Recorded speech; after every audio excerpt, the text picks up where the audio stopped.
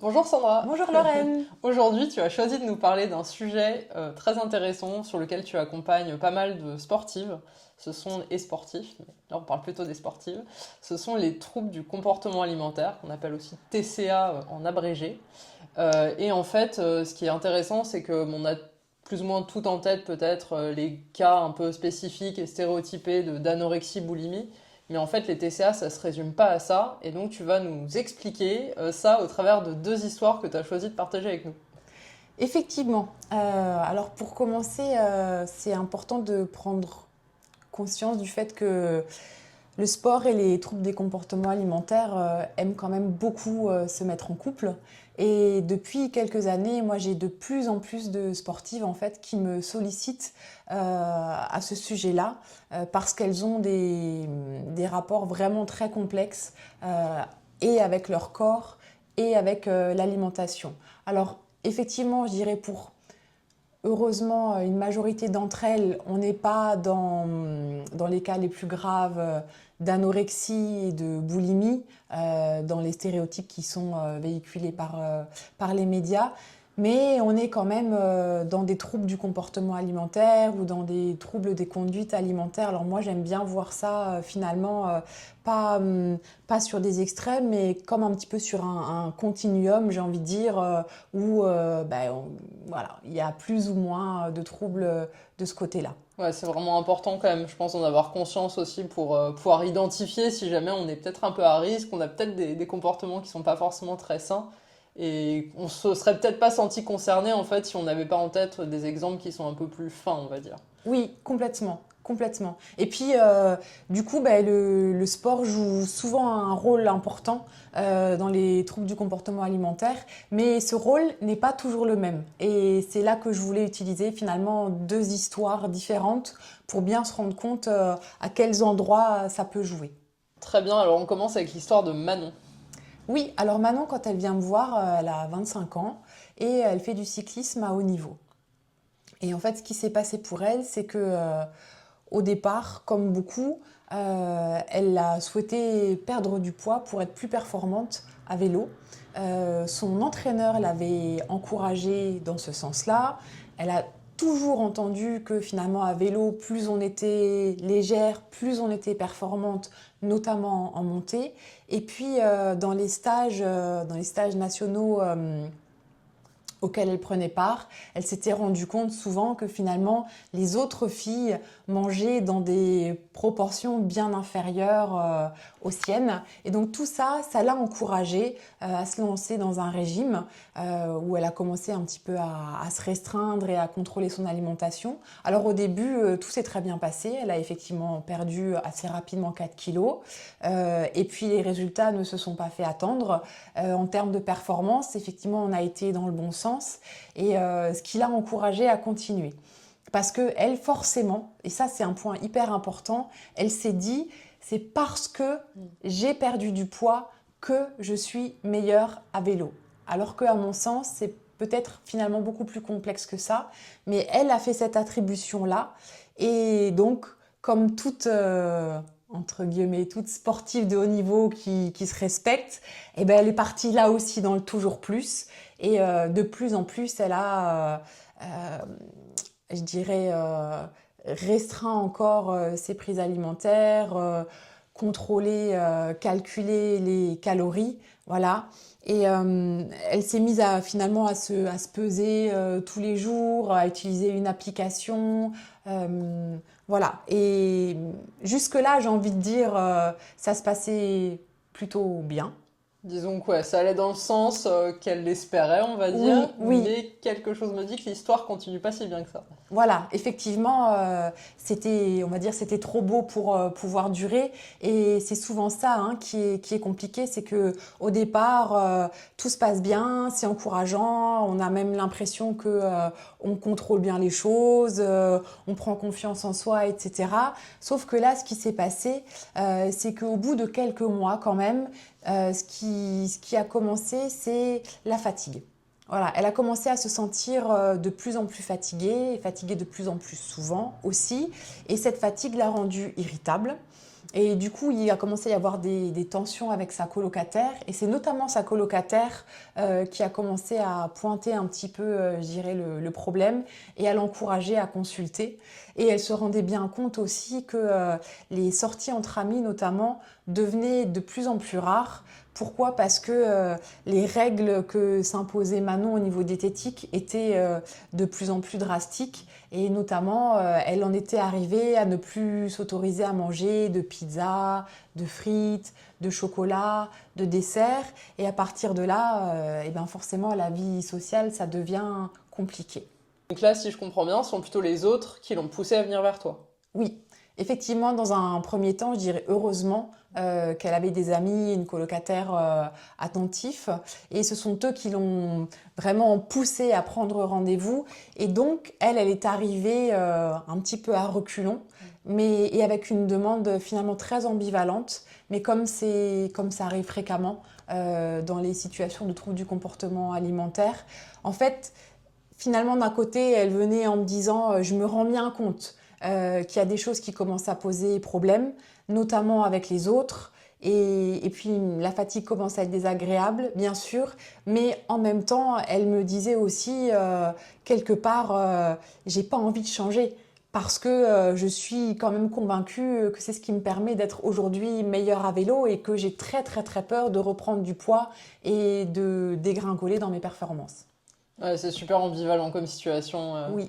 Elle était dans une prison, mais elle voulait en même temps y rester, quoi. Et exactement, voilà. Aidez-moi à sortir en restant dedans, quelque part. Et donc là, on est dans un cas où en fait, il y a une recherche de performance qui conduit à essayer de contrôler le poids et qui mène à des comportements alimentaires qui sont pas sains, en fait. Oui, tout à fait. Mais après, si on veut aller un petit peu plus loin, moi je viens interroger tout de suite cette idée de chercher une meilleure performance dans la perte de poids. Ça arrive quand même très souvent dans des situations où il y a, je dirais, un manque de confiance en soi et dans ses capacités. Et du coup, la solution de perte de poids, elle vient rassurer. Voilà, c'est souvent ça, c'est un mot-clé. Le fait d'avoir l'impression que je maîtrise, ça me permet de me rassurer. Et puis j'en viens finalement assez facilement à des pensées un petit peu superstitieuses, comme ça, à me dire ah bah si je suis en dessous de ce poids-là, c'est sûr que ça va bien se passer. Voilà. Ouais, d'accord. Et dans la seconde histoire, cette fois, tu vas nous parler de l'histoire de Jeanne. Oui, alors, Jeanne, c'est complètement différent. Quand elle vient me voir, elle a 45 ans et elle pratique la natation en eau libre. Et en fait, ce qui s'est passé pour elle, c'est que quelques mois avant, pendant ses vacances de ski, elle s'est blessée, elle s'est fait une rupture des ligaments croisés. Et au moment où elle consulte, elle suit des séances de kiné régulièrement et elle est en attente de son rendez-vous avec le chirurgien. Et en fait, elle vient vers moi à ce moment-là parce que elle est complètement déprimée, triste. Elle se rend compte que elle a plus envie de rien du tout. Et voilà, donc c'est ce qui l'amène vers moi. Elle arrive quand même à me dire que la seule chose qui lui fait du bien encore, c'est le chant. Mais d'emblée, on peut dire que ça interpelle. Le fait qu'une blessure génère finalement une telle déprime, un tel mal-être, c'est que quelque part, il y a quelque chose qui coince. Et justement, au niveau de la natation, elle m'explique qu'elle continue de nager quand même, mais de manière adaptée et une fois par semaine. Voilà.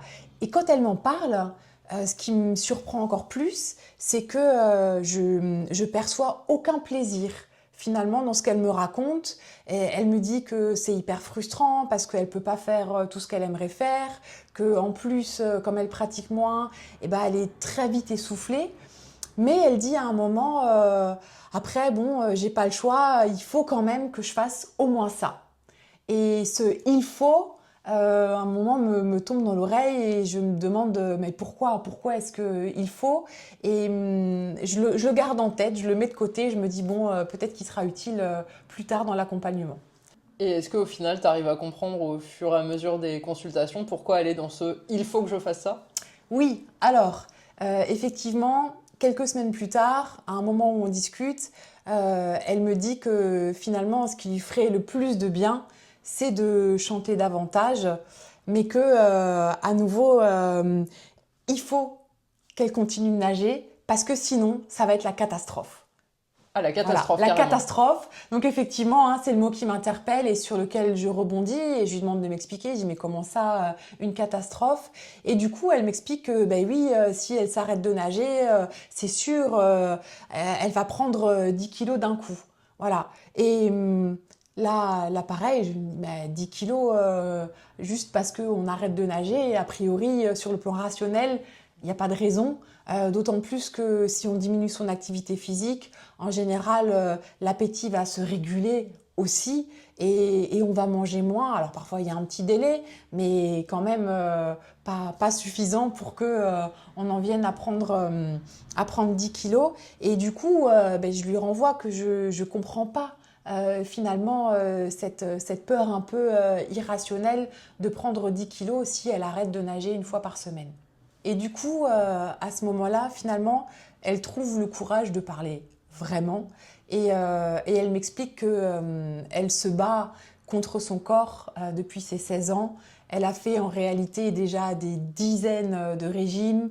Elle a vu des médecins nutritionnistes, des diététiciens, etc. Et en fait, elle a enchaîné les pertes de poids et les reprises de poids. Voilà ce qu'on appelle l'effet yo-yo.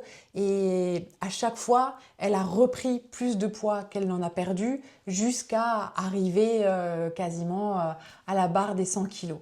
Voilà. Et du coup, quand elle m'explique tout ça, je me dis forcément, il y a quelque chose qui coince quelque part. Qu'est-ce qui fait qu'à chaque fois, elle rebascule? Et donc, je lui demande simplement d'essayer de me parler de son alimentation, de ce qu'elle aime manger, de la manière dont elle mange, etc. Et en fait, elle m'explique qu'en général, toute la semaine, elle mange de manière très équilibrée, 3 fois par jour, sans grignotage, avec des légumes, etc. En revanche, c'est le week-end que ça se complique parce que le week-end, pour elle, c'est finalement quelque chose de sacré.